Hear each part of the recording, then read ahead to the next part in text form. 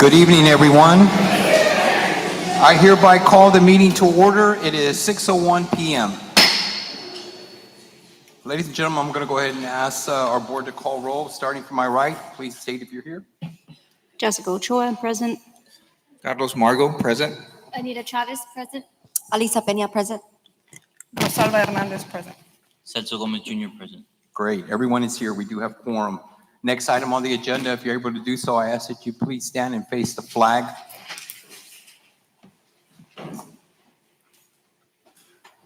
I pledge allegiance to the flag of the United States of America and to the republic for which it stands, one nation, under God, indivisible, with liberty and justice for all. Thank you. You may be seated.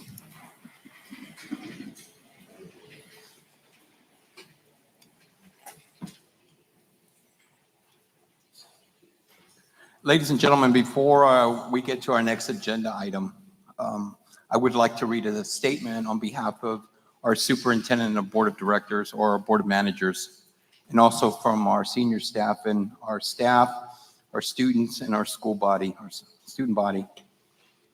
As you know, we did have some losses this week, and I do want to read a prepared statement.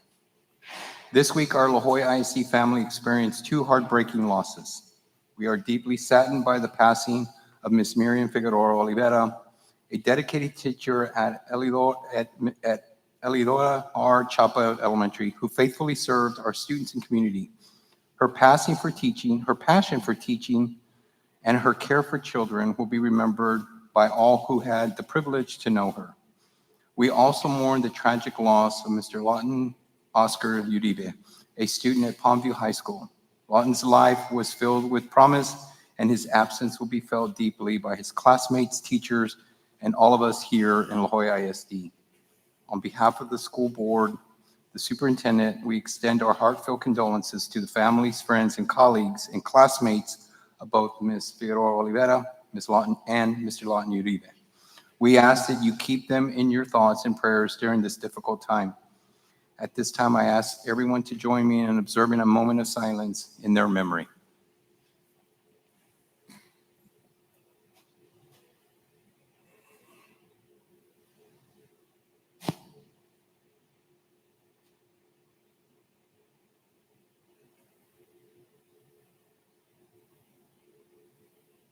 Thank you.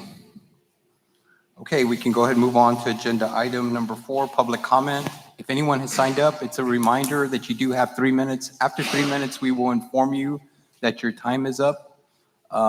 We ask that when you make your way to the podium that you state who you are, so we may proceed. Do we have anyone who signed up for public comment today? We do not have any public comments for tonight. Okay, seeing that we don't have any, we'll go ahead and move on to agenda item number 5, staff recognitions. Staff recognitions will be, I asked that board member Anita Chavez and Celso Gomez Jr. make their way in front of the dais for the recognitions. Those that would be recognized today will be for the contributions to TEA possesses. This will be done by Ms. Jamie Miller. Ms. Miller, you may proceed. Good evening, Board President, Dr. Swanson, and members of the board. Every year, the development of high-quality assessment relies on the expertise and experience of Texas educators from across the state. The Texas Education Agency invites educators to grade level and content-specific committee meetings each year to provide feedback on the development of the state assessments. These dedicated educators review test questions. They judge the appropriateness of item content and difficulty, and they have the ability to gain valuable insight into the development of state assessments, and their impact is felt statewide. About 1,000 educators were chosen, and we actually had 11 from La Jolla ISD, so we are very excited to welcome them tonight and to just recognize their contribution. So Blanca, Mrs. Cantu is actually going to come and announce them. Thank you, Ms. Miller. First, we have Ms. Marisa Cisneros from Dr. Maria Palmira Mendiola Elementary.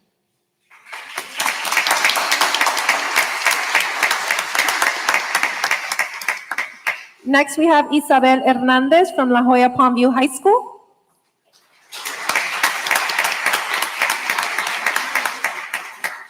Next, we have Mr. Julio Fraire from Guillermo Flores Elementary.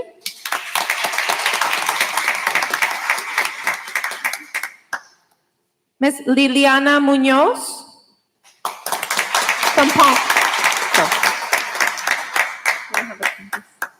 Ms. Annabelle Cruz from La Jolla Palmview High School.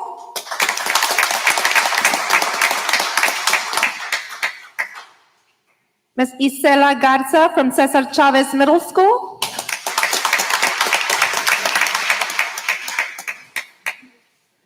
Ms. Karina Perales from Dr. Palmira Mendiola Elementary.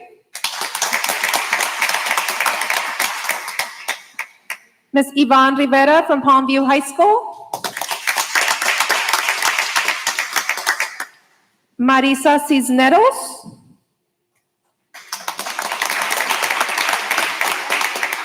Mr. Pedro de la Fuente Silva from Javier Science Middle School.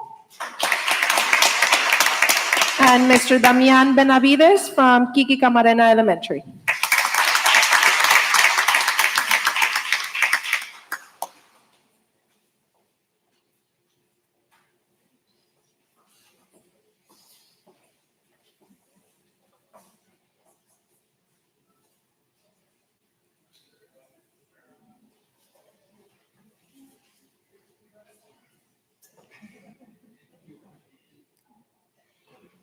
And we have two principals that are here to accompany them. So we'll get them in just one moment if they would like to come up.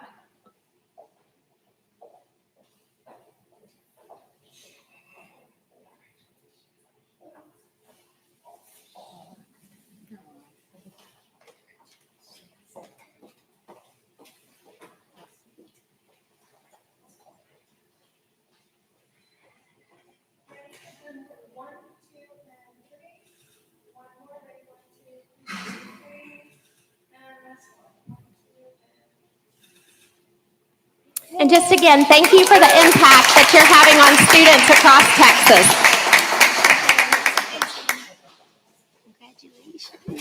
Good job. Congratulations, ma'am. So well deserved. Congratulations.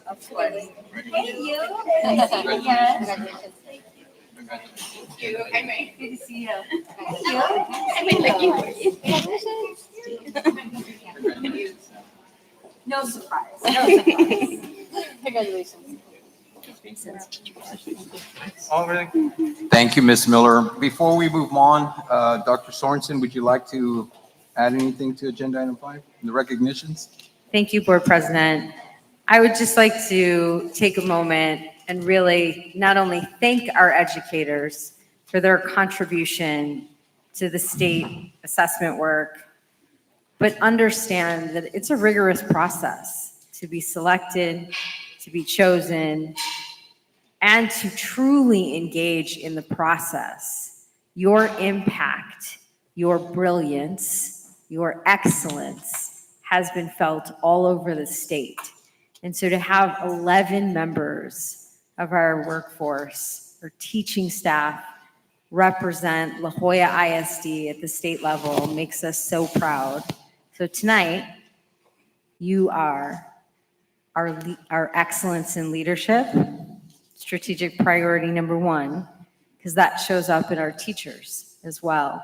And so you're demonstrating across the system that our teachers are leaders too. And so thank you for leading this work. Thank you for representing us. And thank you for all you do every single day for our students. We are eternally grateful.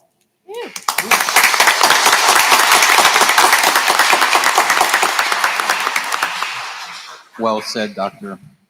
Sorensen. So next item on the agenda is 6.1. I see that this is going to be a tag team by Dr. Little and, of course, Joseph.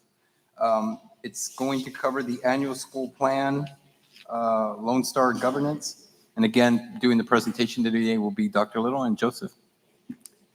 Thank you so much, Mr. President. Good evening, board and superintendent. We are happy to come talk tonight first about our annual school planning process and how that really guides the work that we do as a district in support of our schools. And then we're also going to tag team the next one, which is really about strategic interventions as part of the superintendent's constraint. So to ground us as always, sorry about that. As we think about the annual school plan and start to describe what this includes and how we go about it, it is all geared towards us moving closer to our vision and mission. So this will always be the centerpiece of our work and certainly is the centerpiece of our annual school planning process. It is also directly geared towards us making progress against these student outcome goals. The annual school planning process really helps us clarify what we need to do school by school in the district to get academic progress. And so that's a direct sort of vehicle and connection to our pursuit of our student outcome goals, as well as our North Star. Again, like we've started to include this North Star slide regularly in our presentations and will continue to do so because it is the beacon by which we are like guiding all of our work. And it's incredibly ambitious. And just as a reminder, that's really improving the number of students that are attending A and B campuses, ultimately getting to the place by 2029 where we have 90% plus of our students at an A or B campus in the district. So the annual school plan helps us really focus what we have to do this school year to make progress towards that North Star goal. And so Chief Nagella is going to come give us some context on how this process works, and then I'll come back with some of the details of the results. Thank you, Dr. Little. So the quality seat, you recall from last fall, board members, the quality seats analysis brought to the district a comprehensive data set that gave us a single source of truth of where we were at the state of our district at the time. The quality seats analysis is a part of our system of great schools work. And the quality seats analysis is an annual process for which we will bring another quality seats analysis 2.0 later this fall with updated data. So the quality seats analysis is important because it informs the annual school plan. It helps us make informed decisions that improve access to high quality schools, but high quality and best fit schools for our students. So the process is a district level strategy. It reviews school performance using comprehensive data. It engages the community for input and feedback. It determines the trajectory of each campus, whether to improve, expand, replicate, or take bold action. It aligns, as Dr. Little shared, with our North Star goal and our long-term vision for student success. It results in a strategic school action plan, again, also an annual process for the upcoming school year. So some key components of the annual school planning process, again, is the QSA, the quality seats analysis, community engagement, tiering schools. So we take a comprehensive set of data points, not just our accountability rating data, not just our star performance data, but a more holistic look at data to then we call it quartiling schools or tiering schools to identify both needs, areas of support, and levels of intervention. So with that, you can see here that here's a comprehensive look at the quality seats analysis and how it plays out along with our theory of action. So coming in October, we'll have our next quality seats analysis, and then we have our North Star goal, which has already been established, our theory of action, which I'll get to in the next two slides. School action, we have school actions underway for 25-26, and Dr. Little is going to walk through specifically what those are a little bit in the presentation. We have launched our strategic plan, and then we have implemented tiered supports based on the annual school plan. So if you recall, earlier in the summer, we adopted a theory of action, and our theory of action is managed instruction with performance autonomy. It's centrally focused on student achievement by defining the role of the district and empowering our school communities. So again, two parts to this. managed instruction, performance autonomy. So we're going to look at the first part of that and break it down. If with managed instruction, we're saying every school in the district is going to start with a managed foundation. And underneath, you can see on the slide, these are the components of what the managed instruction is. These are what are required and supported across our school systems at all campuses. So a research-based instructional framework, a shared lesson structure, coherent, aligned professional learning community systems, implementation of integrity and state and board approved high quality instructional materials, intentional and targeted tier 2 and 3 supports through our multi-tiered systems of supports, common assessment practices across the system with clear timelines, and shared data analysis and improvement cycles. Then at the other end of our theory of action is our performance empowerment. So as schools perform at higher and increased levels, autonomies are earned. There may be some examples include flexibility from some managed instructional requirements, campus level autonomy for certain types of work streams, and they continue to have continued access to district-wide support systems, including professional learning. What Dr. Little is going to talk through is more about the managed instruction side. So at the core of both of our strategic plan this year, as well as our managed instruction theory of action, is quality instruction. And so what we needed to do, what we've done this year, is begin to get really clear with our campuses, really clear with our teachers across our system, what high quality instruction looks like. And that begins with our instructional framework. And I'll turn it back over to Dr. Little to walk us through that. Thanks so much, Chief Nagella. Board, we shared this with you recently in a presentation, but wanted to come back because it really is a centerpiece of how we approach managed instruction. This instructional framework really ties together all of the work that we are doing academically across the district, regardless of grade level, regardless of content. It sets this sort of central anchor to how we think about quality instruction and what our teachers do. As a quick reminder, this image on the left really encapsulates what the instructional framework is. So the outer ring is essentially the lesson cycle that teachers go through, planning and internalizing, getting ready to deliver quality instruction to students, actually doing that through instruction, assessing both where students are as well as their own practice in that regard, and then reflecting to determine what needs to be adjusted for the upcoming lesson or either later parts within that day. The centerpiece of it is definitely our students. So as we think about the learner profile and the learner actions, those really bring to life part of what's in the strategic plan with empowered graduates and thriving students. So as you read these side by side, you will find incredible connections and sort of shared thinking and language use across what we're looking for in what we want students to be able to do just as citizens and thinkers and contributors once they leave La Jolla ISD. And all of that sets on a strong foundation of classroom culture. And we've actually called that out more directly on the right-hand side of the slide. That classroom culture is really important to create spaces where students feel like they belong, that they are welcome, that they're cared for, that their individual needs are sort of seen and responded to, and that they have opportunities to learn and grow and thrive even beyond the academic skills. It's important that students want to wake up every morning and actually go to school and go to class. And the classroom culture really sets that foundation for all of the hard work we're asking them to do once they get there, really grappling with on grade level, super rigorous instructional content and materials. And just as a reminder, especially to the community who may be listening, when these slides are available, that link at the bottom of the slide will take people to the instructional framework. So this is something that's transparent and available for anyone in the community to read through and see. And we have provided printed copies for the board this evening as well.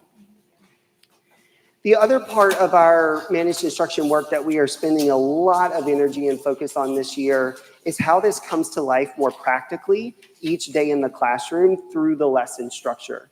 This lesson structure really outlines the key components based on research that teachers have to be incorporating into their daily experience with students to ensure that they're getting the quality instruction that they need to master that grade level skill or concept, and able to apply that and move on to whatever comes next for that student.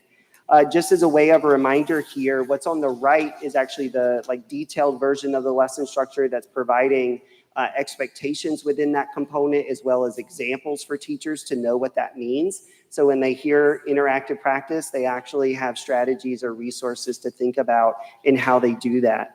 A couple things to call out as we just go through the image on the left.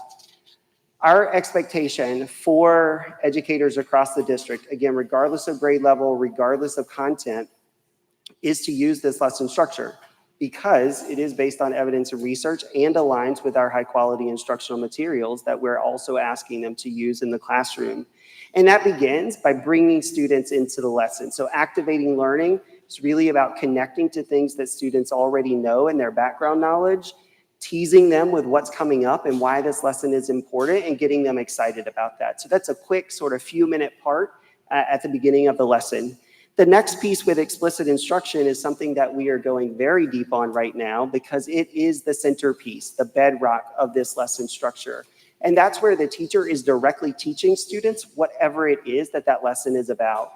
So working on that skill or concept, making sure that that first instruction is really high quality and on grade level. Our team is actually out in classrooms this week and next week specifically looking for explicit instruction and providing feedback and sort of coaching support to principals and APs to make sure that that is growing and improving across the campus. Because when students miss out on that first on grade level instruction, then we're already behind where they need to be moving forward.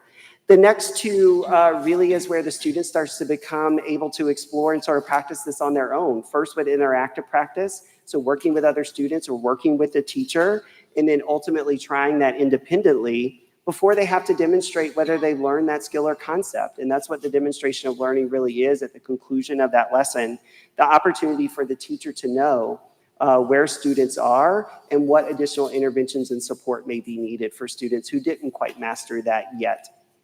That's another big piece that we are emphasizing and really focused on because teachers need that quick data to make improvements within the day and across days for where students need to be. And closure is really the culminating event, sort of the recapture of here's what we did, here's why we did it, and here's how it connects to what comes next. It really brings that bridge into the next activation of learning when I come back the next day into that class or into that period. Again, this is also linked at the bottom of the slide. Everybody has access to it. We want to make sure that the community or anyone can really dig into this if they want to. So with that context set, a reminder on the quality schools analysis, how that connects to the annual school plan and what managed instruction really looks like. Now we want to share how this year's annual school plan came together. And first, that is a reminder and overview of the data that we look at to build the annual school plan. A couple meetings ago, we gave our end of year accountability presentation, and that really relies on STAR data. That's the predominant factor going into accountability ratings. The annual school plan is intentionally much more comprehensive and holistic than just STAR results. So if you look on the right-hand part of the slide, you see the two red boxes, all schools, and differs by level. Let's start with the all schools part. Yes, we're going to always include STAR results and accountability results in our annual school plan. That's a centerpiece of what we do, certainly here in Texas. But we're going beyond that. We want to have a deeper and more nuanced understanding of where our campuses are and whether they're showing growth or regression based on this combination of data points. So we're including map growth. How many of your students are really exceeding in their growth and therefore getting to improve their achievement? Also, we've talked a lot with the board about our chronic absenteeism issues. Are students actually showing up every day in the way that they need to benefit from our instruction? So that's a piece that we look at as well, in addition to student discipline. And something that we're working on throughout this year to include in future versions is also what teacher attendance looks like. We need the student to show up to school, but we also need the educator to show up to school so they can really benefit and do that work together in the classroom. So regardless of the school that I'm at in La Jolla ISD, all of those things in the all schools column goes into their annual school plan rating. On the right is where we get a bit more specific to the school type. And these really are where our GPMs come to life in the annual school plan. So elementary, you know that one of our GPMs is looking at Texas Kindergarten Entry Assessment math results. So that's part of what goes in here, as well as our map reading fluency data. Middle schools, not a direct GPM connection, but it does ultimately feed into goal 4 of CCMR readiness, and that's Algebra 1 credits earned. So if I'm a middle schooler, particularly an 8th grader, and I'm taking Algebra 1, do I actually pass that class in a way that I'm earning that credit to go onto my high school transcript and be ready to progress moving forward? And then our high school data brings in the GPMs from goal 4, like freshmen on track, the number % of students passing TSI in both reading and math. We're also looking at AP passing rates here.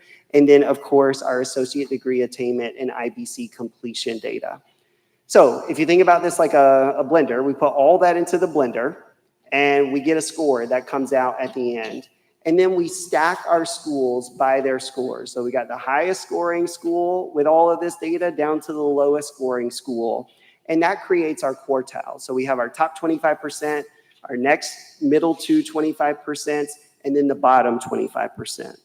And this slide shows you that distribution for La Jolla ISD right now. Again, this is based on our data from last school year.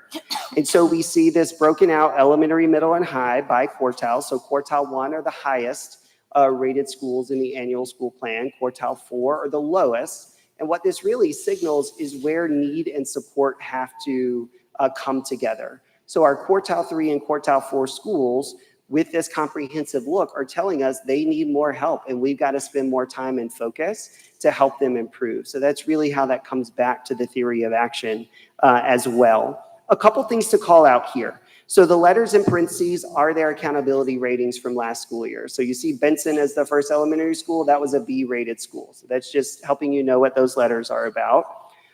When we look at the distribution, we can find some things that are like, well, that's really interesting. So you see Tabasco as a C-rated school as quartile 1. Again, part of the annual school plan is to look more comprehensively beyond just STAR and accountability to understand where the school is. And so this helps us see schools that are moving in the right direction despite their current state rating, or schools that may be moving in the wrong direction despite their current state rating. So we can see that particularly in middle schools where we've got a quartile 2 and a quartile 3 school that are a B rating, but based on all of these factors, that's a signal of concern and support for us. The other thing we've told you, and now you can like more clearly see it, got a lot of work to do with middle schools in La Jolla ISD. 6 of our 8 schools are a quartile 4 school based on that data. So that is really driving what this entire team back here is doing every day, and how we are providing support to those teachers and to those principals in particular. If anyone wants to see how all this comes together, that link at the bottom of this slide opens up the full data sheet, and folks can see sort of how each of these ratings come to be for the schools. The next thing we want to do is, oh, sorry. Board Dr. President, Sorensen. I just wanted to pause to see if any board members had any questions, if you don't mind. Board Yes, President. thank you, Dr. Sorensen. Does anyone have any questions for Dr. Little or Joseph at this point? I have a question. That link you just referenced right now, would that then be able to tell us which factor or factors is what's kind of dragging the school down to a certain quartile? Like, is if it's going to be the STAR accountability, the chronic absenteeism, and whatnot? Yeah, so if a community member wants to open it up, they're going to see the result from each of these data pieces for every school that applies to. So for example, a high school is obviously not going to have the map reading fluency data, but for all the data points that apply to that school, you can see the result, you can see the points that they earned for that indicator as well. Okay, and then one more question for the chronic absenteeism. I remember we saw that data a while ago, where we were seeing that it was kind of high in high school, and it kind of getting there in middle school too. For teacher absences, are we seeing that same trend, or is just something? I guess I've never heard of teacher attendance being a problem, right? So I'm just asking, like, is it something that we see more in the high school, middle school, elementary? Yeah, I think part of what we looked at so far is the substitute request. So schools needing, because a teacher is absent, requesting substitute coverage. And that has been a little eye-popping at times based on the substitute requests coming in. I don't tonight remember the total trend by level, but I know that has been a concern for us across the district, which is why we wanted to build that in for all schools. Members of the board, any other questions? I have a question. Dr. So, Hernandez? can you kind of explain why do we have most of our middle schools, which are like Cs or Ds in the quartile 4 compared to the elementaries that are in the quartile 4 with Fs? Yeah, absolutely. And I want to use some of the data on this slide to help answer that question. In our last quality schools analysis, let's start sort of bottom up here with student discipline. We saw that middle schools had the highest rates of disciplinary incidents. So when we did that QSA a year ago, that was one of the things that popped out from a like behavioral support need across the campus or across the district. So student discipline is counting against middle schools more than it's counting against elementary or even high schools in that case. We just heard Board Member Chavez talk about chronic absenteeism that is more pronounced at the high school level. It is second worst at the middle school level. So now we already have 2 data points where like they're really struggling in those areas. And then to go to the top, the STAR meets achievement data in the presentation we just gave, but whether we were looking at reading or math, our middle schools had the most amount of decrease and decline in those areas. So all of that factoring together, again, leads us to a place, regardless of whether it's a C or D rated campus, at the end of the day, they are moving sort of holistically in the wrong direction, which is why we now have to have a more urgent response to support them and turn that around. And would you say it's the biggest reason would be behavioral? For most Not the of these? biggest. So No? I'm glad you asked that, and I'm sorry I didn't clarify that. Not all of these things count the same in the like calculation that we're doing. So STAR accountability and STAR meets together is about half of the overall score because of how like important that is for us in the community and with the state. So the other things get broken down. So some of these are worth like 5%, others like 10 or 15%. So not all things contribute equally, but all things matter to the overall result of the school. They all add up. Thank you. And I would add, Dr. Hernandez, another piece, and this is a national context, not just a local Yeah. context. And I know that sometimes people go, well, we still just want to know about us locally.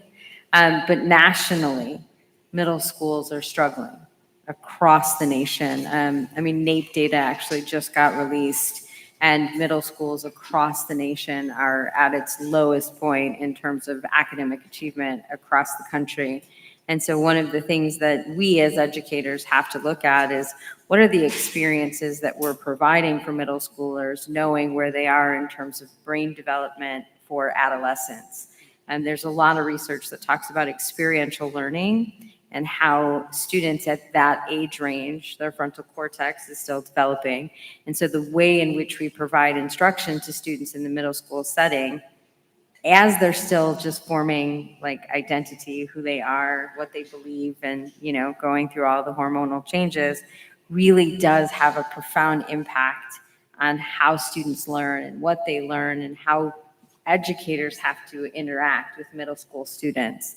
And so we're doing some really great work, I would say, with our middle school principals, and then subsequently with our middle school teachers in terms of how instruction needs to shift in middle schools.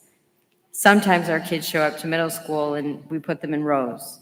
Like that dramatic shift from like elementary is more of a collaborative learning space. Well, now they're in middle school and we treat them like little adults. Actually, they're still 11 and they're still 12. And so there's those transitional years and how we approach it instructionally really matters as well. And so we're having those conversations with the leaders of those campuses and how we engage instructionally in those settings to also impact instruction and student achievement. Thank you for the elaboration. Thank you, Dr. Sorensen. Any other further questions? Yes? Yeah, Dr. Little, where it says the information here, is that a link where we can see all It the is. information That's in right. more detail? Yes, ma'am. Okay, thank you. Any other questions? Thank you. You may proceed, Dr. Lutton. Thank you so much. So with this context set, and now we know where all of our schools fall as part of this annual school plan tiering, I want to talk about how we're supporting our campuses.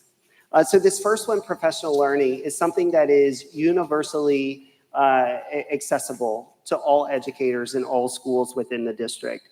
So we do that through district-wide professional learning days. You may remember when you approved the calendar, there were specific days set aside where students aren't coming to school, but that's a day for like teacher and educator learning. So that's something, whether you're quartile 1 or quartile 4, that's true for everybody. Principal meetings and like leadership sessions, we do that for all of our schools. And part of it goes back to our managed instruction theory of action and where we are as an organization. We've got a lot of new learning to do as we're building these foundations. So it really doesn't matter whether I'm quartile 1 or quartile 4. I still have to learn the same new curriculum, or I have to learn the lesson structure in a similar way. So that's part of why professional learning is ubiquitous across the organization.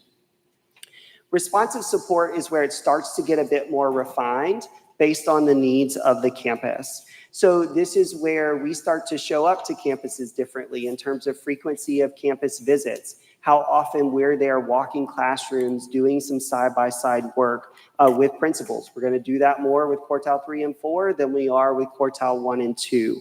It also starts to differentiate, like if we see a trend across a certain grade level and content, and we sort of say, hey, we're going to offer this virtual session in a couple of weeks to help with that, it will determine whether we're telling people they have to show up and they're required to participate, or whether that's an option for them based on their rating. What you see on the right-hand side of the slide is a lot of examples of what this can look like. Some of these are what we're asking everybody to do, like lesson internalization. We need teachers to walk in ready to go, like they wrote the lesson and they fully understand and have prepared for it.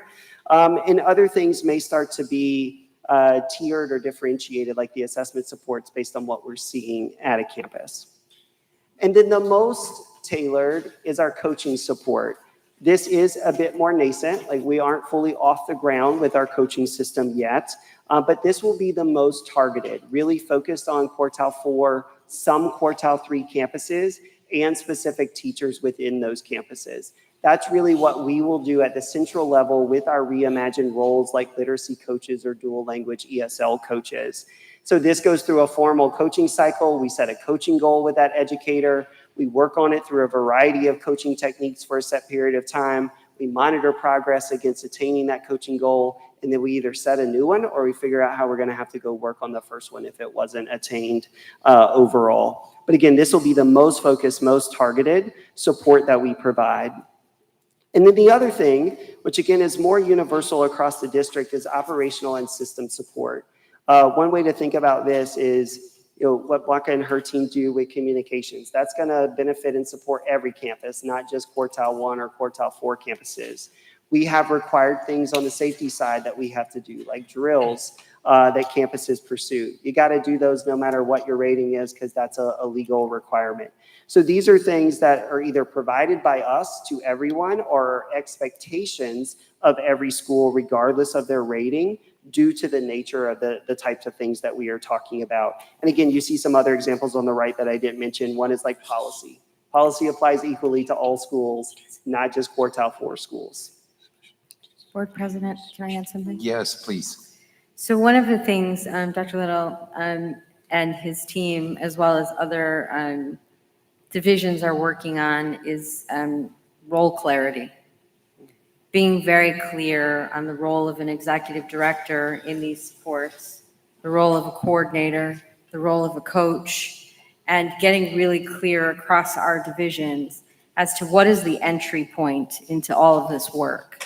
Because if you can imagine, if everybody's entry point is the principal, when does the principal do their job? And so if everybody across the system believes that they're going to run into the principal's office and tell the principal everything that's happening on the campus, the principal themselves can't be in classrooms, or can't be with students, or can't be in PLCs. And so we're getting really clear about the role of a coordinator as they work with teachers.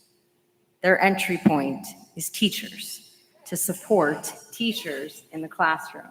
to make sure that we have implementation integrity around high-quality instructional materials, to make sure that we have implementation integrity around the lesson structure. And again, they then work with their executive directors or directors to then work with the principal, so the principal can provide that support for those teachers when we're not there. And so we've got to make sure that all of us at central office are very clear on our entry points and our support points on campuses so that we are supporting the principal, supporting our teachers, supporting counselors or whoever needs the support, and not overwhelming them by giving the data and the information to the same people, but rather supporting multiple people on the campus rather than just funneling it all to the principal. And so it is creating systems of support that are sustainable, and then everybody's growing in capacity. And so I just wanted to clarify that for not only the board, but everyone in the system as to why we're doing what we're doing in terms of role clarity and what the entry points are for those who work at central office. Thank you, Dr. Sorensen. Dr. Little, how are parents engaged in this whole process? Really good. So when we think about the different types of supports that we provide, those are really thinking about academic supports in general. But on this slide, actually, one of the sort of calendared activities is parent engagement. So we have upcoming curriculum nights in the district, which will be late this month, early into October. That is an expectation for all schools. Like, it's not just for one quartile or two. Every campus across the district has to participate in that because our parents are incredible partners to us, and we got to really foster that relationship even more strongly. Similarly, we have Reimagine Family and Community Liaisons in the elementary space. We have Reimagine Attendance Specialists in the secondary space. Like, they're really day-to-day helping to foster that connection and relationships with families, both to ensure that like students are showing up and making progress, but we also understand and can support with other family needs as appropriate. Awesome. Awesome. Thank you. Any other questions? Ms. Ochoa? I had a question, yes.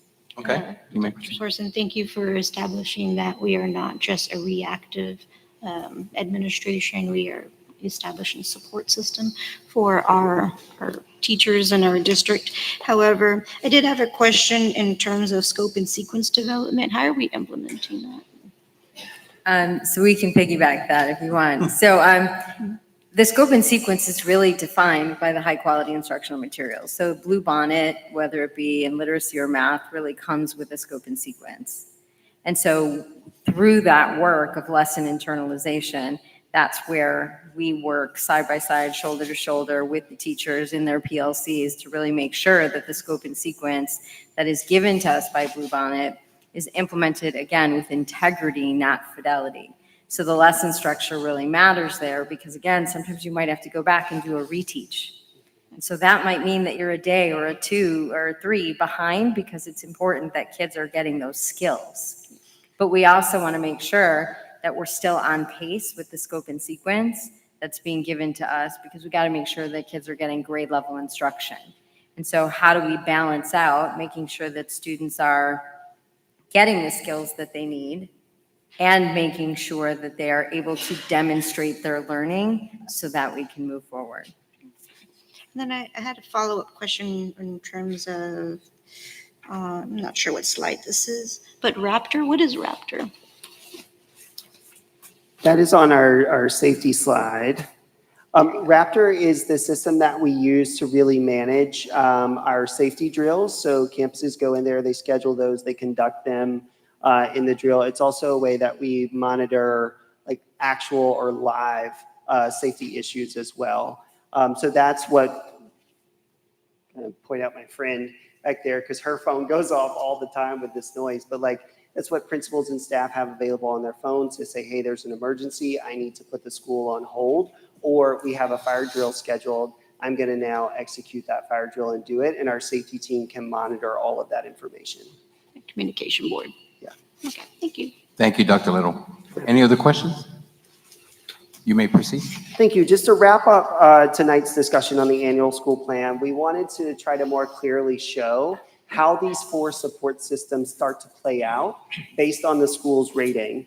The first one is not very differentiated. When we think about professional learning, again, that's universal to everyone. We are putting in a lot of like new curricular, new expectations and new structures. So you got to learn those things regardless of your rating. So that's why you see a lot of required on here. The second row I will call out, those power hours and huddles are things that we most often do virtually. So for example, you may have the early learning team say, I'm going to pull pre-K teachers together for a power hour because we really need to focus on this particular interest area. That may not be required for every school based on the trend. So that's why you see encouraged in those two places, because quartile 1 and quartile 2 may be fine and like they're doing a good job and they don't need to come to that additional support structure. With responsive supports, you see more variance here. And this is what professional learning will likely start to look like over time with more variance, but we see that more specifically with this level of support. So campus visits, for example, this was what I talked about when I presented a few moments ago. We're going to be at quartile 4 campuses more often. People are going to really get to know us in those spaces because we're committed to helping them really accelerate their growth and impact. We're still visiting other schools, including quartile 1, but the frequency of that will be a little less because they are at a different place and a different need. And for example, if we go to the next to last row, our network EDs, again, who directly support and supervise principals, we've established an expectation this year that they got to be at quartile 4 schools at least every week. And then you see that sort of gradually get lower, where quartile 1 and 2, we're still visiting and still present at least monthly. It doesn't mean we're not there more often, but at minimum, like these are the times that we have to have presence on those schools and with those principals. And then one thing just to call out in the last row here, this will be new for us as an organization building on the quality schools analysis work.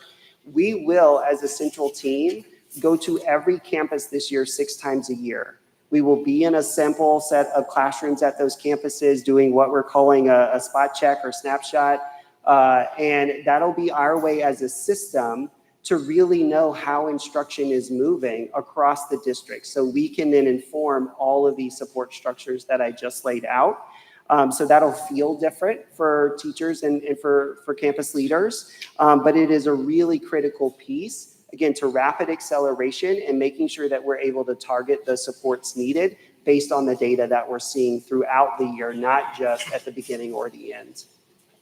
Board President, can I add? Yes, Dr. Sorensen. Dr. Little, can you please take a moment and also add and explain what the sprints are? Oh, yes. We have started something that we are calling instructional sprints. We began those this week. And back to the lesson structure, actually. What we've seen in the first 3 weeks of school is, again, teachers working incredibly hard, doing the best they can, but not always having the focus in the lesson that we need to feel confident that students are getting that skill and concept and ready to move on. So explicit instruction, again, is the real anchor and key to that. And then having students show that through demonstration of learning is the rounding out of it. So what we began this week is, again, members of our team, along with others, like coordinators and other support staff, are going to campuses to do these sprints. The sprint concept means we're going to do it deeply and quickly. So we're going to spend the next 2 weeks going through classrooms, looking for that explicit instruction and demonstration of learning, giving super clear, actionable feedback to the principal about what we're seeing so they can give that to the teachers and make rapid progress. We're trying this out this week and next week. We're going to learn from it. But what we expect to do, and again, this is really a new system for us this year compared to last year, is likely sprint through the entire lesson structure to make sure that we've got a strong baseline of quality across all of those areas. And then through responsive supports or coaching, we can then do more targeted supports over time for the rest of the school year. So again, that is another signal to people. Instructional quality matters. We're committed to rapid changes, and we're going to be side by side with you to make that happen. But we're also going to be in your classroom a lot, and we're not letting down on these expectations for our teachers and our campuses. That's pretty exciting. Dr. Little, I'm going back to page 19 where Board Member Ochoa referenced where it says the information on the quartiles, the 4. So am I safe to assume that we'll always have 4 different quartiles? I mean, am I safe to assume that? I mean, we're never going to be at 1 or 2, right? We've actually had this debate internally Kelly, so Dr. Little. I love that very like wonky question, Board President Alvarez. That is fantastic. Potentially. So right now it is a force ranking. You're going to have a 1 and you're going to have a 4. What we can get to over time as we see quality improve across the board is to actually move from a force ranking to cut scores. So if you're going to be a quartile 1, you got to at least be at this level or higher. And so you may not have quartile 4 schools in that case because everybody made it at least to the quartile 3 cut score. Going back to our last presentation, again, we don't have schools where more than 50% of our students are on grade level typically. So we're not there yet. This was for us the better way to really tease out schools that need rapid, urgent attention versus those that still got to grow. You got to get from 48% to 70% at some point, but that's a less urgent need of somebody who's sitting in the 20s. Thank you. And that's also part of our SGS work, is that the metrics can also change over time. As we grow and as we get better, the bar gets raised. And so maybe we're looking at different metrics or different measurements as we grow and achieve and improve as a system. So then the bar gets raised. And so we're always looking to continue to strive to have our schools accelerating their progress. Even as we make incremental growth on this end, as we grow as a system, right? Because the goal of System of Great Schools is to have every student in a quality seat in every school, every day. And so the metrics can change, and so can the measurements. And the metrics are done yearly, or is it because we don't have data and we only went as far as 2024? No, that's another great question. So this is designed like as an annual school plan. It is designed to be updated every year. Okay. So we could, sorry, I didn't mean to go back that far. We can adjust these criteria, like which data points are included on an annual basis, as well as like how much they count to the score or what those cut points are within there. So we've got a lot of levers we can pull. We really wanted to be consistent last year to this year, though, to be able to see how campuses were moving, either up or down, based on that consistent data. But this will, more directly to your question, like this won't look at least not right now, at like 6 weeks data. It's looking at whole year data to give us that full picture of where the campus ended up. Thank you. Any other questions? Go ahead. Go ahead. For the instructional sprints, Dr. Little, how do you ensure that the feedback you provide the principals actually gets conveyed to trickle down to the teachers? You can either come back later to check in to say, okay, this is what we saw, and check it again, that same factor. I think y'all been like attending our meetings. This is something that we are spending a lot of time like debating and trying to understand. And I swear the superintendent asks me a version of that question every day. There's 2 real ways to do that. One is we are more intentionally and more slowly by design going deep into areas with our principals. Big lesson learned last year is we were trying to do too much too quickly, and we just left some people behind and didn't get the depth of quality and integrity that you keep hearing us talk about. So first is at the principal level to make sure that it's not just us going in the classroom, giving the feedback and moving on, but that we're actually getting to a place where they don't really need our feedback over time because we're seeing the same things in the classroom and they're better able to name, like, here's the feedback I'm going to give that teacher. We are not there yet, but that is what we are working towards. So one is like building that principal capacity and then having more trust that that's happening. But 2, with the sprints and with these spot check visits, we're in classrooms a lot. So we can see if that changed because we went back to that same classroom a few days or a week later. And if it didn't, then that's the conversation with the principal. Tell me what feedback you gave. What have you done since we've been gone? What has the teacher done? And then we can take the conversation where it needs to go based on those responses. And Vice President Chavez, I'll also add that we have this routine when we go to campuses is we leave the principal with 3 to 5 things. Right. And I mean, even Deanna has been with us where, you know, the principal hears a lot of information, very candid, very direct feedback. But as we debrief, we go back and we say, okay, tell us everything you heard today. What are your quick wins? What's the low hanging fruit that you can correct right now? Because you know your teachers are going to ask, right? They know we're there. So the first thing they're going to say is, what'd they say? What'd they say? And so we want there to be actionable feedback that our principals can give to our educators because they want to feel successful, right? Our teachers want to win.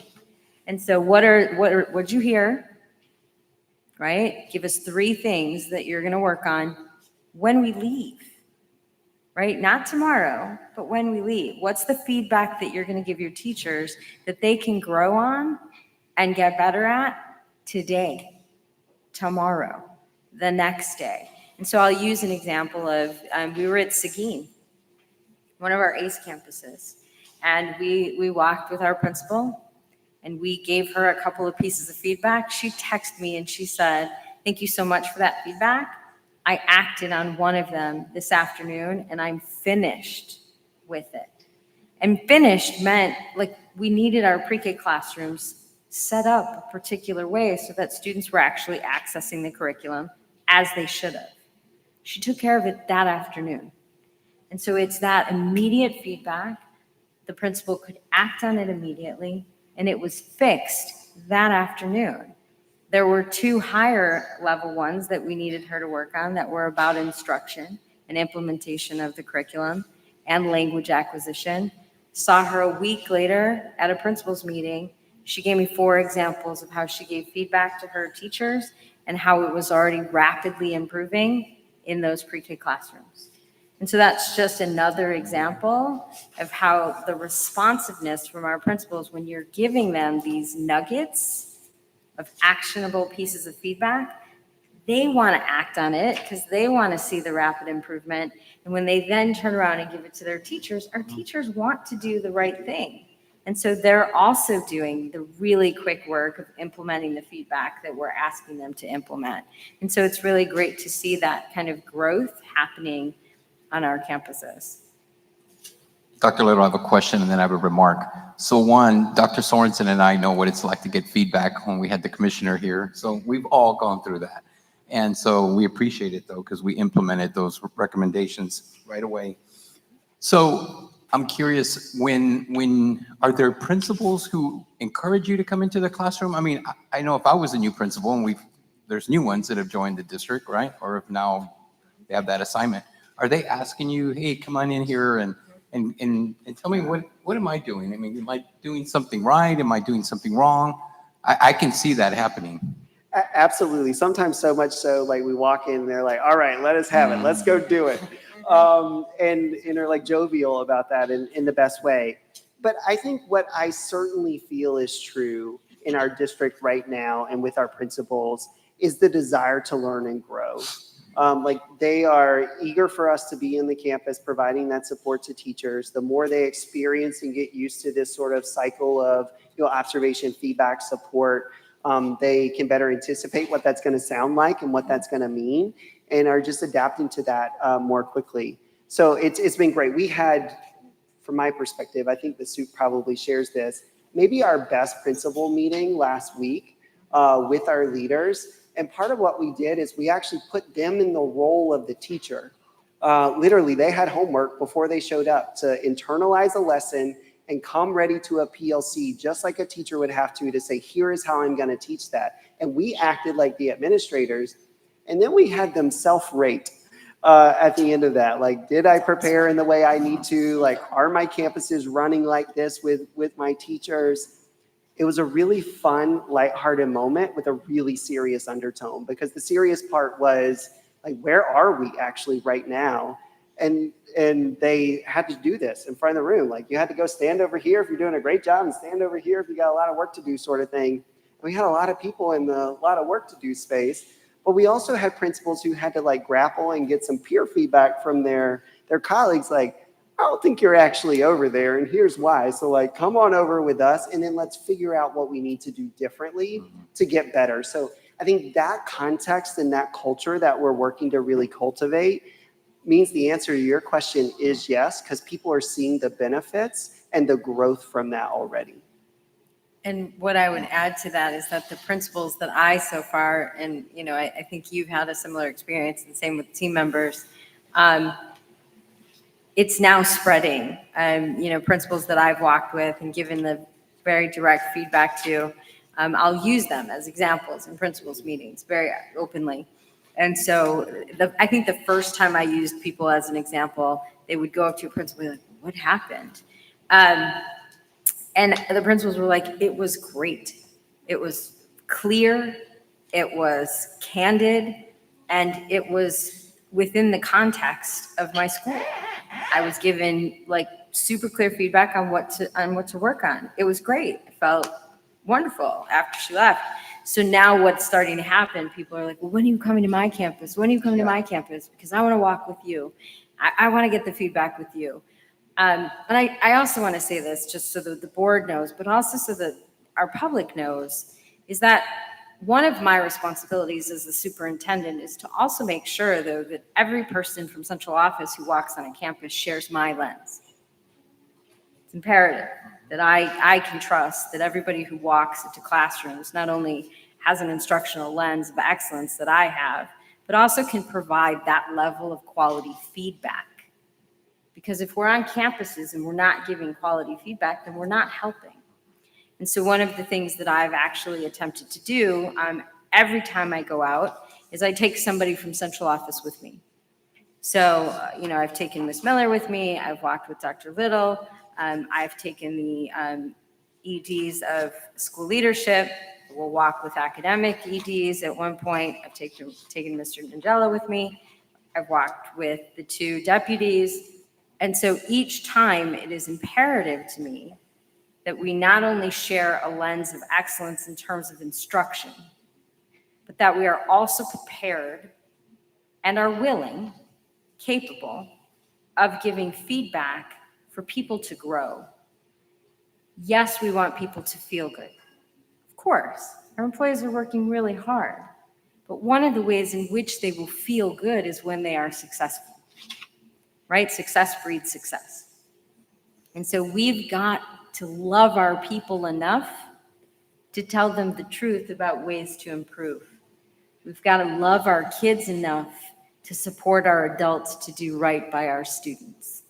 And they want the feedback as long as it's respectful and kind and thoughtful, because they want to achieve. And so when we are not willing to give that level of feedback, I am unprepared as the superintendent to have people walk campuses that aren't going to dig in with our educators like they need us to. Thank you, Dr. Sorensen. Dr. Little, you may proceed. Thank you. Just to round us out with the last 2 pieces here, as we think about coaching, as I mentioned earlier, our direct coaching that we provide to teachers is really targeted and will be targeted to the quartile 3 and 4 schools. Because again, that's where the most need is. That's what we're going to do. The other 3 rows on here all say, required, and that's because we're building that coaching capacity across the district. So we need every principal and assistant principal, regardless of their quartile, to learn how, just as the superintendent just said, to learn how to give great feedback, to provide great coaching support, and understand that coaching cycle. So as we're building this system out, that's a required learning for all of us as leaders and educators in the district. But the actual coaching support that we're providing centrally is more targeted to the areas of most need. And then finally, for the operations and system support, again, we're going to provide our communication to everybody, the requirements, whether they're state requirements or district requirements, like I mentioned with the curriculum night a minute ago, those are going to be true across the district regardless of rating. And then there are some things that we could see as trends which are more specific that maybe quartile 1 and quartile 2 don't have to participate in, but they are available to if they want. And so this was just meant to lay out sort of how the annual school plan comes together, what data we're using to be more comprehensive in that view of campuses, and then how that ties to the support that we're providing based on the needs that we're seeing as a result of this annual school planning process. Happy to take any other questions. Members of the board, do you have any questions for Chief Nangella or for Dr. Little? I have a question. In terms of accountability in progress, what is the expectation for the schools to get an update on where they stand, right? So is the expectation that a school will be in this quartile for 1 full year, right? That's the end goal? Yeah, so our quartile 4 schools will be that way for all school year. Now, we're obviously looking at a lot of data throughout the year to see if they're, making that progress that they need to make to change that rating for the next year. But the consistency of our support also matters. And so that will be for the full year. And then as we update this again for next year, we will see if schools have shifted. Got it. And then in terms of teachers, when we think about professional development and the principals, are there any additional resources that central office is providing to incentivize and motivate the teachers to train and put in that extra time? Yes, so we actually pay people to come to professional learning. So we've got after school and Saturday sessions throughout the school year that we provide. We have those district scheduled professional learning days as well. And there is compensation for teachers to participate in that. Thank you. Great questions. Any other questions? I do. I love the framework. It's clear, it's concise, and the information provided on slide 19 is the same information you gave us during our last meeting, but it's much clearer in this framework. Now, what has been the teacher's response to, it's an aggressive approach, right? Because we want to see success. But what has been the response with teachers? Obviously, we've heard from principals. Yeah, I think to what the superintendent said a moment ago, the minute we leave campus, every teacher is going to their principal or AP saying, okay, what did they see? What did they say? What do I have to work on? So we generally feel that interest from teachers as well on like, what do I have to do to get better? The context of the whole system, I will acknowledge, is really between us and principals. So like we don't get to this level of depth with teachers on how the support system comes together, but they are the benefactors and most often the direct recipient of the support that we're providing. Can I just add? Yes, So please. I'm blessed, and so are we as a cabinet, and I'm pointing to Brenda sitting in the back. So we meet with AFT, right? We meet with ATPE. I also, again, talk to teachers quite a bit when we're on campuses. And I want to say, it's hard. This is hard work, and this is a shift in instructional practice, right? And so you hear, this is hard, this is new, but you also hear some variation of, I wish I would have known this before, I wish I would have been doing this before, to, I just want to get better at what you all are asking me to do. And some who are like, I love the curriculum, I just want to be able to internalize it faster. But there is an acknowledgement, and I do want to say out loud that it's hard work to not only ingest a new curriculum, but also then work on perfecting your craft in delivering said curriculum.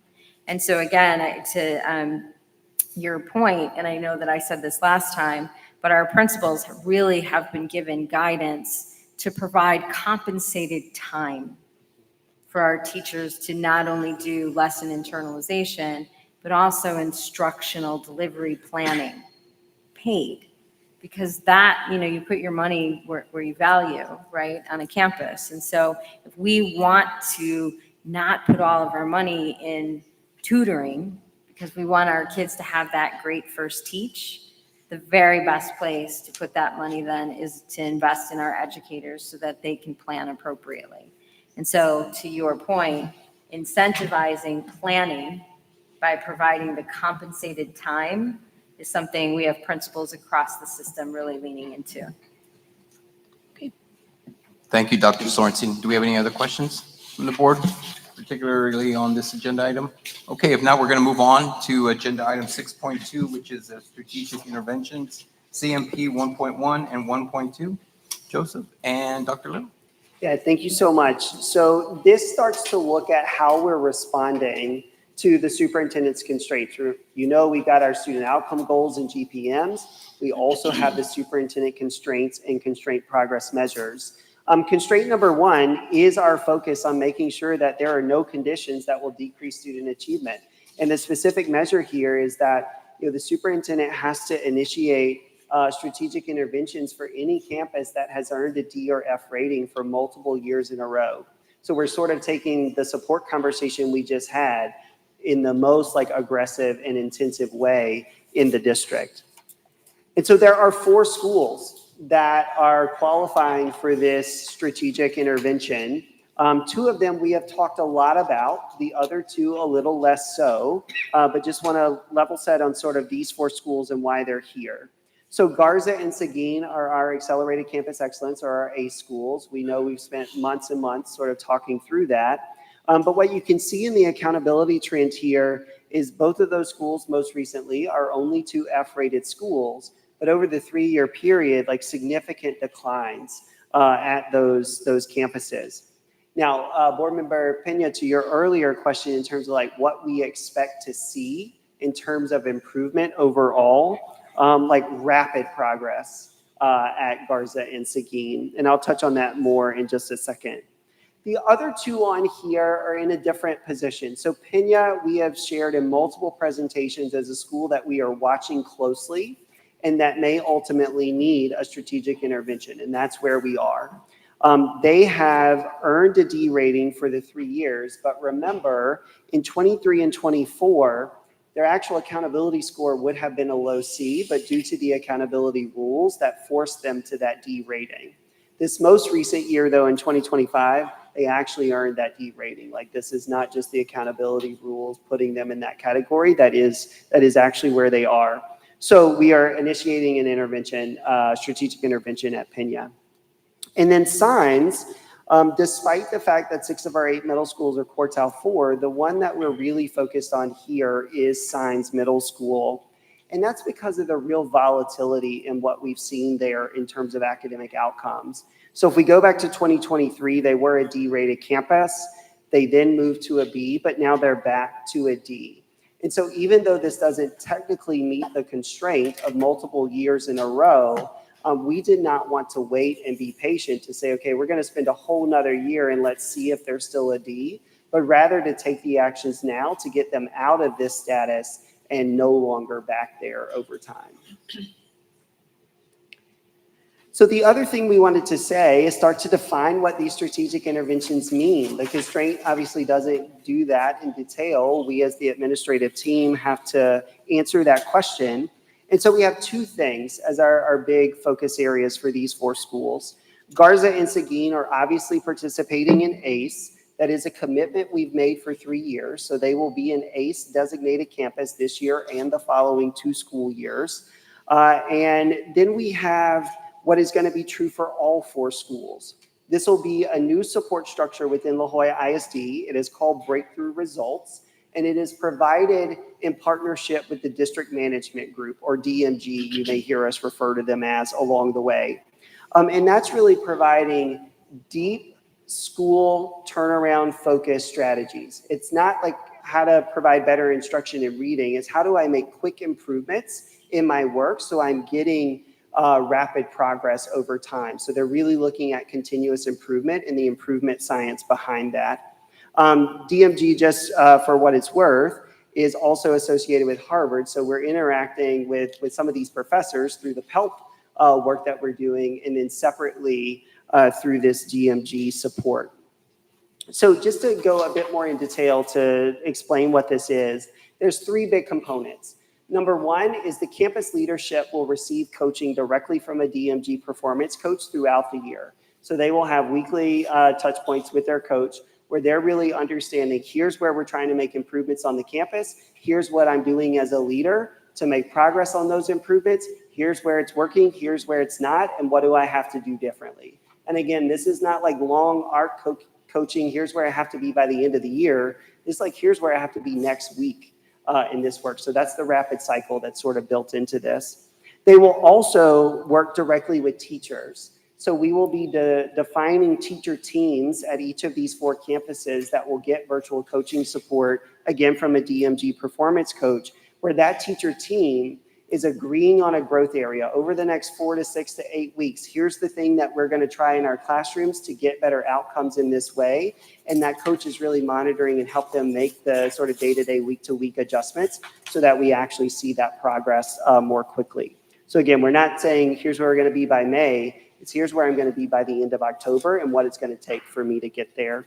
And then they'll provide the campus and the district data analysis support so we can actually understand what these teacher team targets are, what they're doing to get those results, how that's working, and that will inform the supports that we just talked about in the last presentation as well. So we're really excited about this. It's going to kick off more formally next week. So Pena and Signs are having an orientation session with DMG, and then they will quickly sort of form their teams over the next week or so and start this work in their first cycle of coaching. And then quick reminder here on ACE, just as we think about Garza and Seguin, we know that having effective principals and teachers is the key. That's really the bedrock of ACE, and we've got incredible and dynamic leaders and really committed teachers there. Through our recruitment effort, we have a real high concentration of like TIA teachers at both of these campuses. So we are expecting great things, as we should. The instructional excellence is rooted in what we're doing across the district. So that framework, that lesson structure, HQIM, all of that applies at ACE as well. And then making sure that we're making the most of our holistic supports. So working with the schools to really ensure that that extra hour a day is high impact, that it's both an academic opportunity as well as an enrichment opportunity, which we heard strongly from families about, including the after school time. So teams have worked to make sure that there are athletic opportunities for students in that after school day. Our arts teams are working to make sure that there are arts opportunities as well, in addition to more traditional like extracurricular club type things that are provided at campuses. And then back to parent and community relationships, like that's a real key to this work. We know we had to do a lot to sort of get a little bit of community trust to make this change, and now we got to continue to earn that with what students are experiencing every day and the results that we get.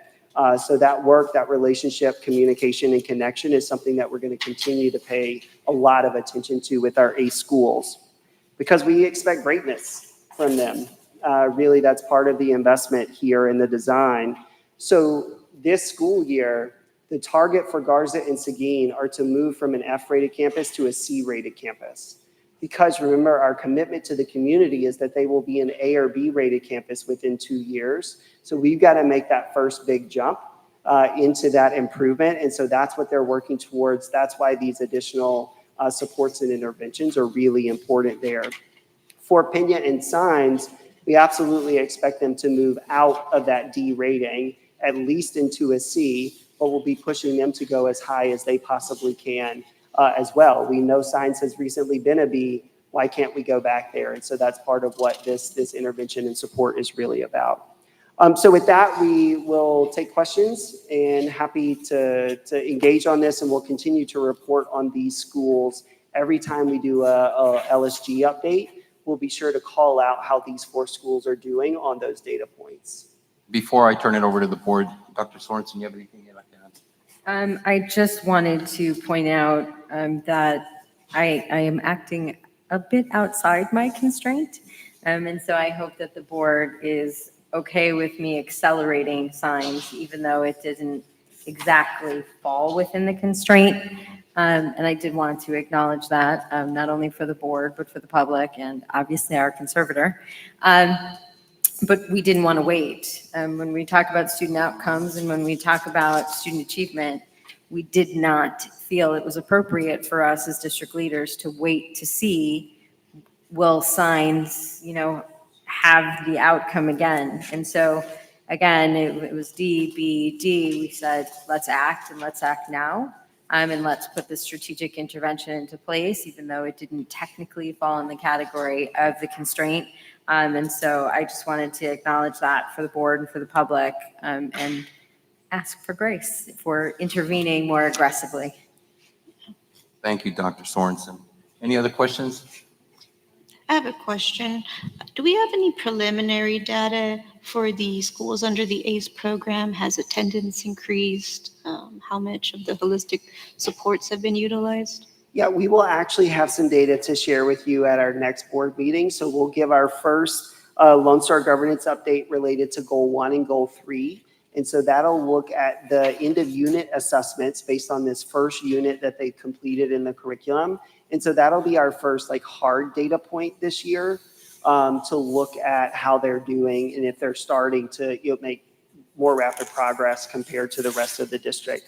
The only other thing I would say at this point is enrollment. Like both schools are really strongly enrolled. More than 600 students are at both of those campuses. You might remember me saying last year that those campuses were in the 300 range, particularly for one of them. So like families have shown up and they are sticking with it so far. And again, we've heard anecdotally from some of these families that they're really seeing the benefit and their students are enjoying it and having a good time at the school.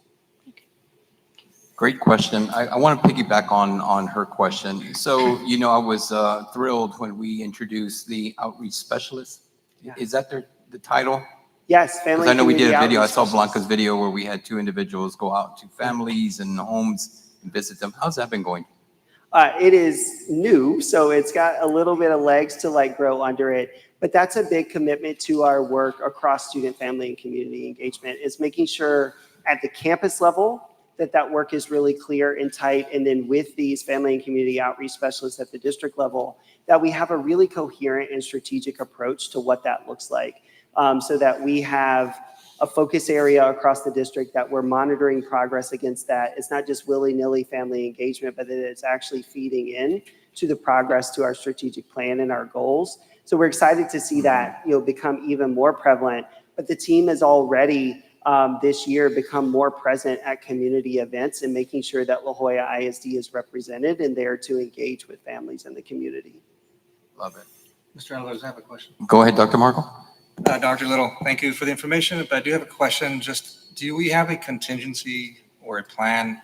I know it's not going to happen, but just in the rare circumstance that there's not an improvement to a C, what areas of focus would you then, or how would you adjust at that point? You're talking about the ACE schools in particular? ACE, yes, correct. I'm sorry. Yeah, I think one of the first questions we'll ask is like, how far or how close did we get to that? Because like you may end up at a super high D rating and we can see in the data, okay, this was the like population or grade level that really contributed and make a more targeted plan for what that needs to look like in the following year. To your point, like that's not going to happen. I don't see that happening either. But really that work starts now. So it's to Board Member Ochoa's point, like what early data are we seeing? We're not going to wait till next summer to decide did they get there or not. Like we have the most heavy presence at these two campuses, myself included, and are looking at that data and will be looking at that data like every week, every 3 weeks as these unit assessments are coming in to make more rapid adjustments. And that's part of our connection with DMG is to have that more laser-like focus within the school year so that we're not surprised at the end. And I can stand up here confidently and say, look, the school did everything they needed to do. We provided all of these supports, and here's why they ended up where they ended up, and here's what we're going to do for the next school year. Great question. Great question. Any other questions for Dr. Little?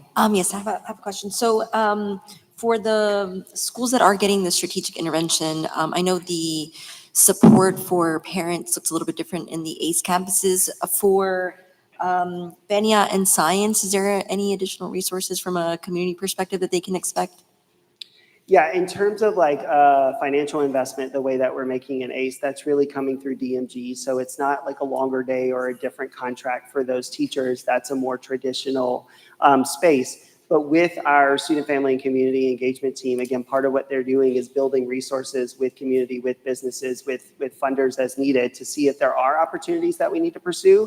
But our good friend CFO also is continue to commit to making sure that we have what our schools in need really need. At this point, I say though, like there's not a need for more resources right now. There's a need for deeper focus on the work and the supports that we have available.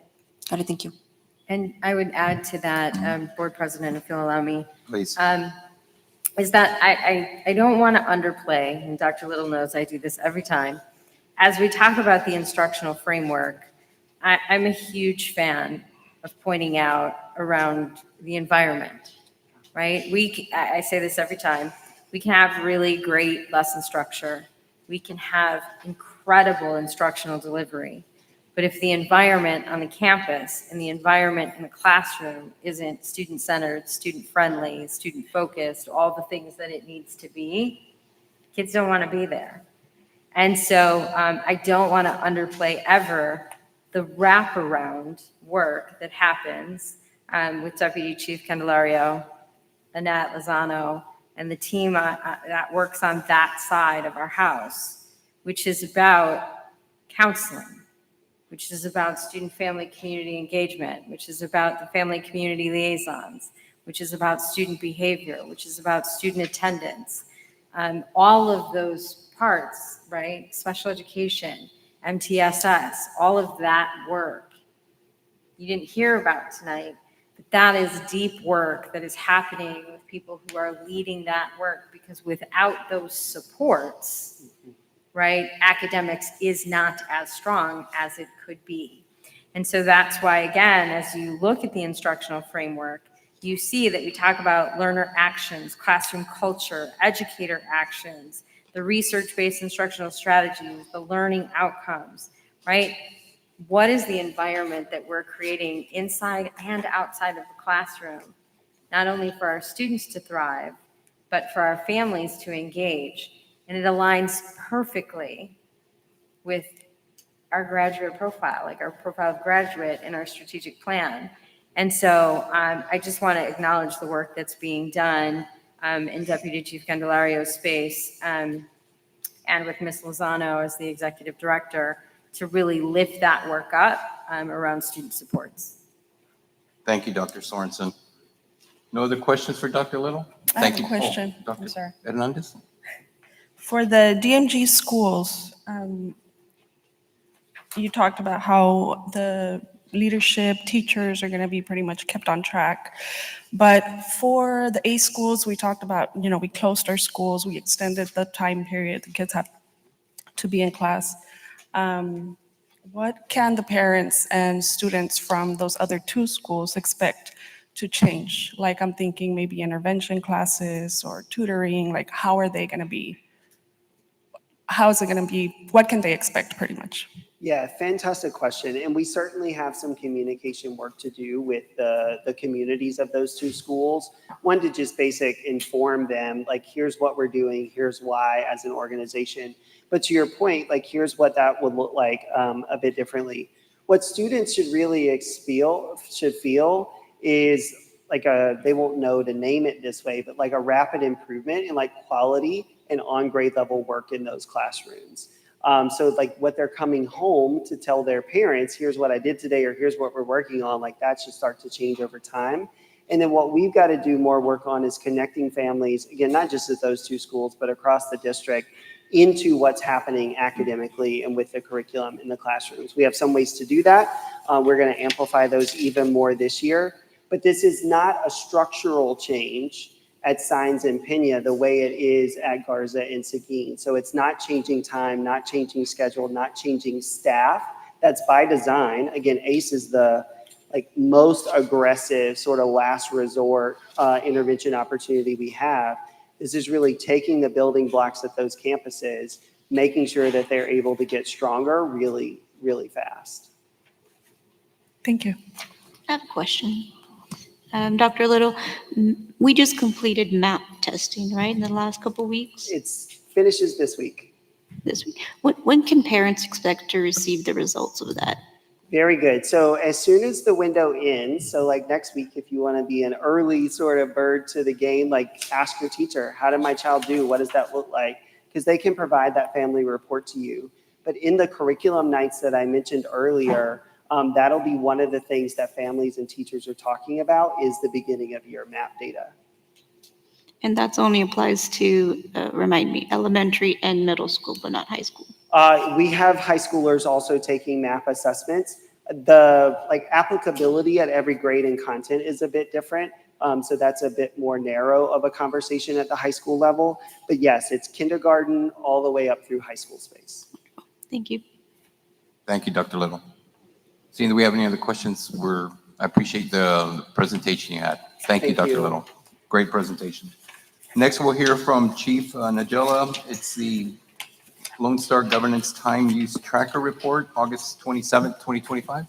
Joseph? Thank you, Mr. Board President. So I'm pleased to bring the board and members of our community our Lone Star Governance Tracker Report for our August 27th board meeting. Of course, look to ground us in why we have this report, where it comes from. It stems from our Lone Star governance work, where the school district administration and the board are working in partnership, entirely focused and intensely and apologetically focused on improving student outcomes. And so one way we measure that is how we spend time in our meetings, focused on student outcomes and adult behavior, excuse me. And the threshold that we have, or the target that we have, is we try to spend at least 50% of our time in meeting. I see happy faces. Yeah. Yes, we have things to celebrate. But yeah, 50% of our time is spent at least on student outcomes. And so as you can see, in the August 27th report, we had, going to the blue column, 102 minutes, laser focused on student outcomes. 2 minutes, that would be this report that I gave last meeting, spent on adult behaviors, and for a total of 117 minutes total in the meeting.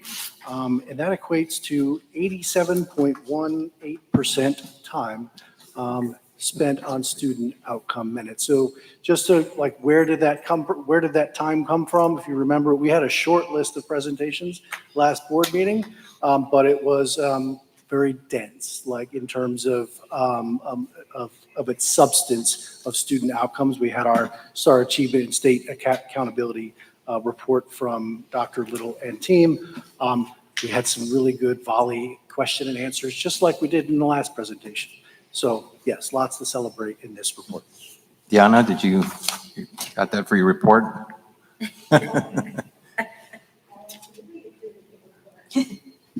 You want to go ahead? I want you to go ahead and say. I think it's great. I think it shows the progress that the district is making in maintaining that focus on student outcomes. Thank you. I'm very proud of you guys. Good, good. Thank you, Dr. Barrera. Anybody have any questions for Chief Najela? Thank you, Joseph. Thank you, sir. Thank you for all the hard work, and thank you for doing this and monitoring us. It means a lot. Thank you. All right. We can move on to agenda item number 7. It is our consent agenda item. Do I have a motion? I move to approve consent agenda. Do I have a second? I second the motion. All in favor signify by saying aye. Aye. All opposed, motion carries. Ladies and gentlemen, the next item on the agenda is agenda item number 8. It is right now 7:33 p.m. We will be going into closed session under section Texas Government Code 551.001, 551.071, 551.072, 551.074, 551.076, 551.129, and 551.0821 concerning and any all purposes permitted by the act, including but not linked or limited to the sections purposes listed below. Again, it is 7:33 p.m.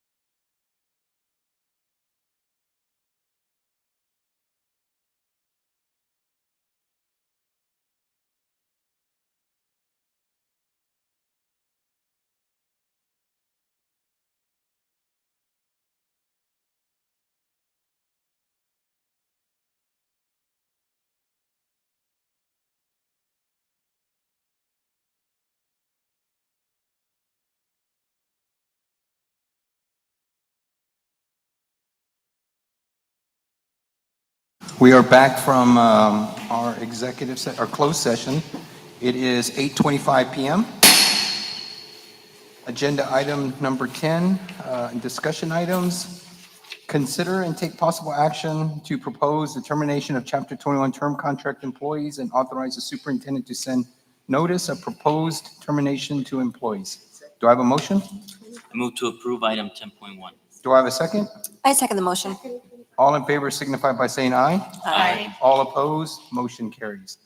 Next item on the agenda is agenda item number 11, some important dates for all of us. September 2025 is National Suicide Prevention Month. September 2025 Attendance Awareness Month. September 2025 National Childhood Cancer Awareness Month. September 7th through the 13th, National Arts in Education Week. September 10th, 2025, World Suicide Prevention Day. September 11th, 2025, Patriot Day this year. September 14th through the 20th, National Adult Education and Family Literacy. September 14th through the 20th, Celebrate Freedom Week. September 15th through October 15th, National Hispanic Heritage Month. September 17th, 2025, Constitution Day. September 20th of 2025, La Jolla ISD Wellness Softball Tournament. September 21st, 2025, IT Professional Day. September 23rd, 2025, Education Technology Day. September 24th, 2025, regular called board meeting. October 8th, 2025, regular call board meeting canceled. So before we adjourn, do I have any comments from the board or from the superintendent? I will close with really thanking our arts educators across the district. It's National Arts and Education Week, and so we know how important it is to lift up the arts in our schools. So many times our students are showing up for their participation in art, dance, music, and theater, all places where they get to celebrate exactly who they are and really shine as individuals. And so that would not be possible without the hard work of our arts educators. And so I really wanted to take a moment during this week to really thank them for their dedication, their heart, their love, their talent. They really create safe spaces for our students to thrive. And so thank you to all of our arts educators across the district and our arts leaders, of course, in central office, Dr. Zamora and Mr. Adame. Thank you so much for your work. Members of the board, I have a couple of things that I'd like to say. One, this was a hard week for the La Jolla ISD family. We lost a teacher and a young man, and I appreciate the fact that we acknowledged them tonight. And I ask those that are here and those that are listening in that we keep those two families in our prayers. The second thing I'd like to read is a letter that came to us from TEA. It's addressed to Dr. Sorensen and myself. The purpose of this letter is to notify you that on July 16, 2025, the Texas Education Agency conducted a quarterly review of all the conservators and management teams appointed to oversee district operations throughout the state. On August 8, 2025, I reviewed and approved the agency's final recommendation. I reviewed and approved the district operations throughout the state. Ladies and gentlemen, I reviewed and approved the agency's final recommendations. This review was conducted in accordance with the requirements of the Texas Education Code 39A.003B. In addition to the review of conservators and management teams, TEA conducted a review of all TA monitors and board of manager replacements. At this time, it is my decision to continue the appointment of the conservator and board of managers for the La Jolla Independent School District. Any questions you may have should be addressed to Garrett Black in the Division of Governance Interventions at garrett.black@tea.texas.gov. Sincerely, Steve Lechelup. Just thought I would read that letter to all of you. So Deanna, there is a copy of this for you. And of course, this is to be filed with the rest of our paperwork. Do I have any remarks or any questions or any closing remarks from any of the board members before we adjourn? Seeing that we have none, do I have a motion to adjourn? I move to adjourn this meeting at 8:30 p.m. Do I have a second? I second. All in favor signify by saying aye. Aye. All opposed, motion carries. We are adjourned.